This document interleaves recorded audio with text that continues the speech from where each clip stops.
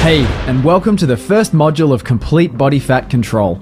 In this video, you're going to learn exactly why you gain fat and how to change that process, as well as the exact techniques and methods that I use to easily lose fat and painlessly keep it off for over a year. Now, this is the starting point in this complete start-to-finish video course that will transport you from worrying and being frustrated about losing weight through to having the knowledge, the power, and the complete instructions for you to not only lose weight today, but keep it off and enjoy an amazing lifestyle in the future. This is the first of the 6 modules of the Complete Body Fat course. In this module, we talk about key number 1 to complete body fat control, insulin control, and how insulin affects fat loss, plus how you can successfully control insulin through food. Put together, the 6 keys of complete body fat control give you everything you need to be in control of your body fat now and in the future. But more on that later. Now, I think it's fair to say that we've both experienced some of the same things in the past, trying different weight loss methods only to have them not work or not last over time can be very frustrating. Add to that all the work of counting calories, reading conflicting information in books and magazines, exhausting ourselves at the gym doing endless cardio, and you start to wonder if results will ever come. What's important is to find a complete step-by-step guide that makes us confident that it's worth the energy and the commitment, and that we're going to get the results we really need. So, with so many options out there, how can you find one that's not only going to get you the body, the confidence, and the happiness you want, but also one that's going to keep those results in the future? You need a way to lose weight effectively, but it has to be efficient enough to fit in with your lifestyle and not completely turn your schedule on its head. You need, just like I needed, a strategy that gives you lots of energy, doesn't steal hours of your life every day, and one that lets you eat plenty of food without worrying. Complete Body Fat Control offers you a chance to live a better lifestyle, one that gives you loads of energy, plenty of spare time, and gets you the results you want for your life. In fact, using this method for the last year, I've eaten more, gone to the gym less, had more energy, less worries, and I've lost fat and got the body I'd always wanted. So let's take a look at how this worked for me, because it's going to work the same for you. To get started, I spent hours and hours reading and rereading the book I'd found that explained the basics of this new fat loss method. Now, it took a lot of taking notes and making plans before I could completely understand how I could make this happen. Of course, for you, things will be much more straightforward, as you can skip this step and go straight to the methods that work. Since reading that book, I've done a lot of additional research and read countless other books and scientific research reports. Now, with all the planning done, in my first week, there were some simple adjustments I made to my routine, which got me set up with an easy-to-follow method that I didn't need to think too much about after that. First of all, I changed my meals, what I was eating, and I started making sure that I had my meals on time as well. I've been skipping the occasional meal here and there, and this was something that I stopped doing. Now, the next thing I did was adjust my whole exercise schedule because it had been controlling my life. For the first month, I didn't work out, I didn't really exercise at all. I took the occasional walk to get some fresh air, but quite frankly, it was winter and there wasn't a big incentive for me to be outside. So I spent some extra time relaxing when I wasn't working. Now, the final thing I did was to adjust my goals and my expectations. No longer was I battling against my body to lose pounds or kilograms on the scales. This was about much more than that. I wanted to see my body really change, visibly. I think I'd given up on that idea a long time ago after so many attempts had failed, and instead I just started concentrating on the numbers just to see a little difference. But now, I felt like I had the key to my body really changing, so I decided I wanted to see a difference in the mirror. I took a couple of photos, and I took some measurements to refer back to just in case this actually worked. The next few weeks were incredible. I had so much more energy than I was used to, and all my anxiety and worry over food was gone.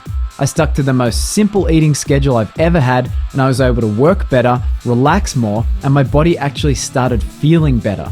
Instead of aches and pains, I had smiles and a sense of peace. The change was overwhelming, and the results totally surprised me too. I lost plenty of weight in the first month, so much that I wondered if it was a good idea to keep going at that rate. Soon I was down lower than I'd been for years, and in a position I never imagined. I started planning how much muscle I wanted to gain, rather than how much weight I wanted to lose. It was such an amazing shift, and I hadn't just achieved the weight loss I wanted, but I looked different and was much healthier than I had been. More importantly, it hadn't taken hours and hours at the gym or rearranging my entire life around a diet. It had happened easily, and I actually felt healthier as well as lighter. I was getting compliments from people, and of course everyone wanted to know how I was doing it. The real bonus though was how much energy I had. I'd always thought diets meant not having a lot of energy or having to tire yourself out at the gym, almost to the point of injury, but this was completely different. The secret to the success of this method actually had a lot of science behind it, so let's take a quick look at why exactly this works so well.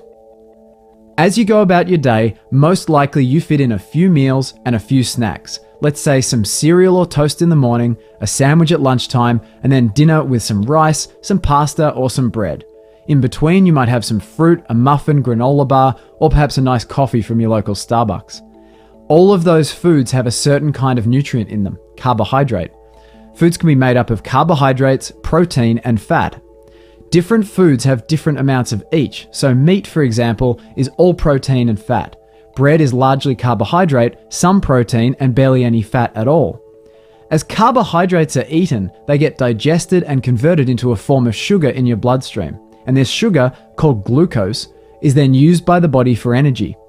The level of glucose in your blood needs to be balanced quite delicately between a certain range. If there's too much or too little, then things can get dangerous or even deadly. So your body uses a clever process of storing away any excess glucose when there's too much. And it does this by sending insulin around the blood, which tells muscle cells and fat cells that they should absorb some glucose from the blood. The body continues to do this until the glucose level is at a safe amount.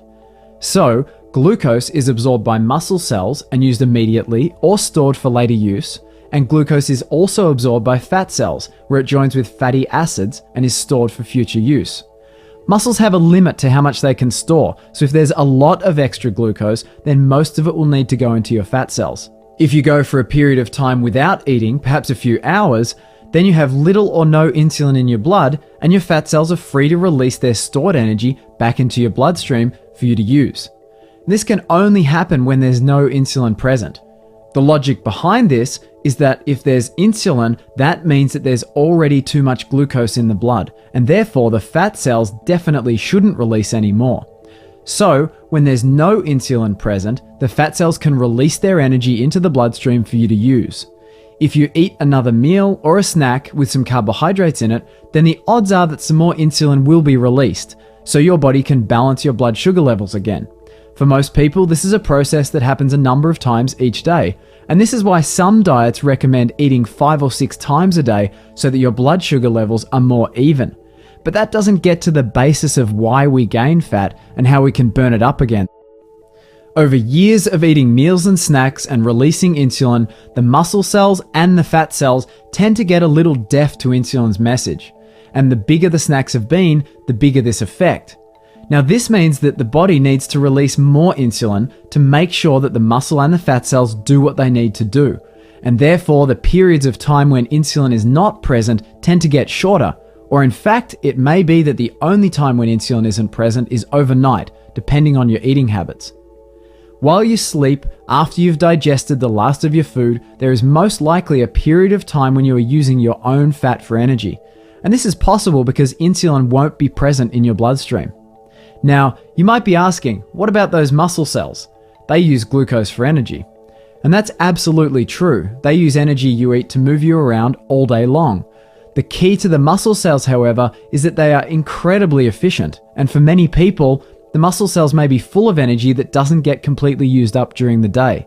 And that means that they don't need a lot of extra energy to stay full.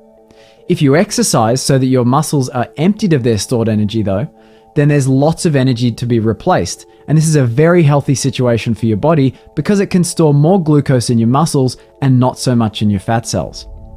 With insulin being very important to fat storage and fat burning, it makes sense then that a weight loss method, and one that continues to work into the future, needs to work to minimize the amount of insulin your body sends around your bloodstream. This will help you burn your own fat for energy and also not store any more energy as fat. Now, one secret to keeping insulin to a minimum is eating plenty of fiber with meals. Another key to giving your body a chance to burn your own body fat for energy is to eat meals that have a combination of protein, fiber, and good fats. Now, eating fat won't directly lead to you gaining more fat if you control your insulin. It's all about how quickly the carbohydrates in that meal are digested. The faster they're digested, the higher your blood sugar will spike, and therefore the more insulin you'll need to release into your bloodstream. And this means more energy will be stored in fat cells. By eating protein and fiber in a meal and some fat, digestion is slowed down, and this results in much less of a spike in your blood sugar. In fact, following the meal plans that you'll learn about today, it's possible to avoid a blood sugar spike entirely. So I'm sure you've heard about fiber in bread and higher fiber snacks, but I want to be clear that most food companies are aware of the benefits of fiber and they'll do anything to convince you that their product has lots of it. But a quick comparison between high fiber breads, cereals, or snacks shows that they still have very little fiber compared to the amount of carbohydrate they have, and especially if we compare them to natural foods like legumes. By using foods that digest slowly, you can effectively control the insulin in your body and give yourself a chance to actually burn your own fat as energy. And this is a very natural process and one that doesn't do our body any harm. Continuing this process over some time, you'll lose fat, perhaps gain some muscle, and be a lot healthier than you were previously. So there's no need to count calories or deprive yourself of the energy you need. It's as simple as eating foods that give you a lot of energy and listening to your hunger to decide how much food to eat at each meal. Now, in case you're thinking things could get a little boring, the best part is that one day a week, every week, you take the whole afternoon off. From lunchtime until bedtime, you eat whatever you feel like, whether it's pizza, chocolate, nachos, toast, burgers, or any other sort of delicious treat. And you won't worry about the amount you're eating either. It's a time to relax and enjoy. You might have a few beers too. But how could that be healthy, I hear you ask? Well, it comes back to hormones. See, when you're losing fat, hormones change to let your brain know what's going on. Keep on losing fat and your brain makes some changes based on those hormones that make fat loss slow down and change other things in your body too. Having a day off once a week bumps these hormones back up to where they normally are so you can continue losing fat during the week without the slowdown and without the other side effects. Before we get to the specifics, which we will today, we need to take a quick look at the alternatives out there and how they stack up against this method. One option I'd tried was a low-carb diet, and you might have heard of the Atkins diet. It's been pretty popular in the last few decades, and people have got some pretty good results with it. Now, it works on the same principles as the method I used, however, there's a few things that are different. For starters, you need to log your food or do some specific calculations on the fly. And speaking of calculations, there is a very careful way you need to calculate the food you eat. So you need to do some learning first and then do some math in the first few weeks. This can be quite time consuming and it's hard to stick at if you're busy. Now, the first 2 weeks of an Atkins program can be very trying and your energy levels can be quite low.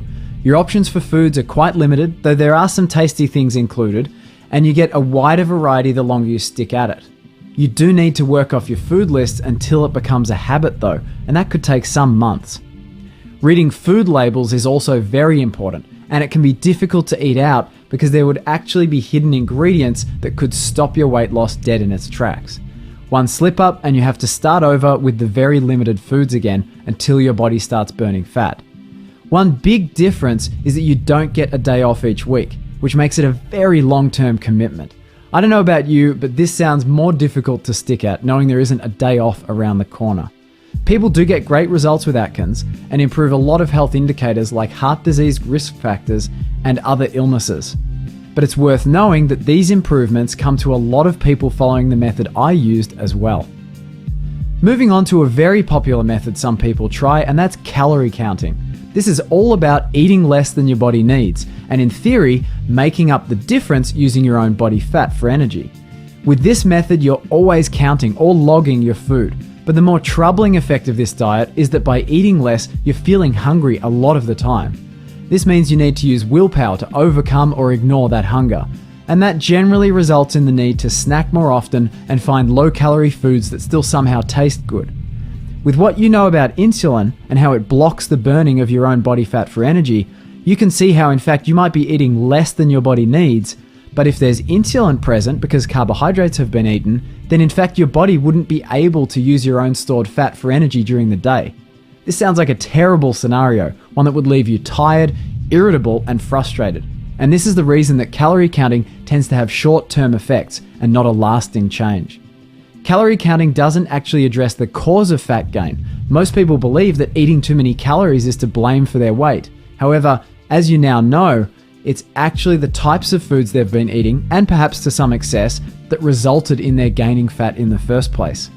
Calorie counting can leave you with mood swings, no energy, and worse yet, many health groups actually advise to exercise while cutting calories, which will only make you even more hungry. There's no evidence that shows calorie counting gives you a healthier body or improves health indicators for heart disease. This method doesn't give you a solid means to stay lean and healthy in the future, as you need to continually limit your calories without addressing the real reason of why you gain fat. Now, most well-known group class and point system diets are actually based on this method.